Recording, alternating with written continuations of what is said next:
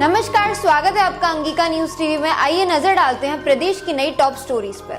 Muzaffarpur shelter home मामले में बिहार के मुख्यमंत्री नीतीश कुमार और 2 वरिष्ठ पदाधिकारियों के खिलाफ जांच के आदेश। पॉक्सो की एक विशेष अदालत ने सीबीआई को दिए आदेश।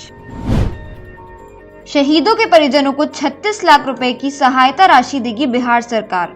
25 लाख रुपए की अतिरिक्त सहायता राशि सीएम सहायता कोष से दिए जाएंगे। सीएम ने कहा, हमें शहीद के परिजनों की है चिंता।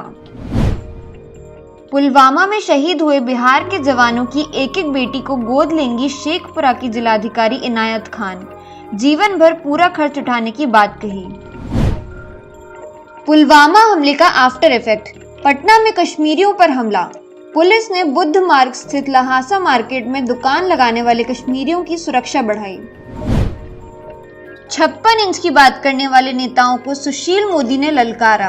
कहा, बीजेपी और जेडीयू सरकार ने अपने कई कार्यक्रम कैंसिल कर दिए, जबकि विरोधी दल के कुछ नेता इस विषम परिस्थिति में भी ओछी बयानबाजी कर रहे हैं। तेजस्वी पर चढ़ा तेज प्रताप का रंग। पूर्णिया में नए अंदाज में दिखे तेजस्वी। राजनीति से दूर प्रवचन देते नजर आए। राष्ट्रीय लोक समता पार्टी को एक और झटका। आरएलएसपी के राष्ट्रीय महासचिव क्रांति प्रकाश ने छोड़ी पार्टी पर सिद्धांतों से भटकने का लगाया आरोप। एक बार फिर बिहार विधानसभा की सुरक्षा में चूक। आवारा कुत्तों ने परिसर में घुसकर 3 सुरक्षा कर्मियों को किया घायल।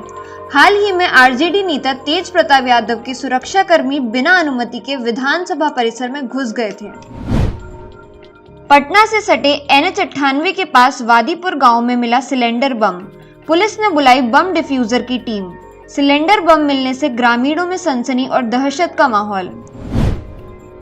गया जिले के आमस थाना क्षेत्र में भीषण सड़क हादसा। ट्रक से जा टकराई ऑल्टो कार। नवगढ़ गांव के समीप हुई इस घटना में 5 लोगों की दर्दनाक मौत। आज के लिए बस इतना ही। कल हम फिर हाजिर होंगे प्रदेश की नई टॉप स्टोरीज के साथ। धन्यवाद।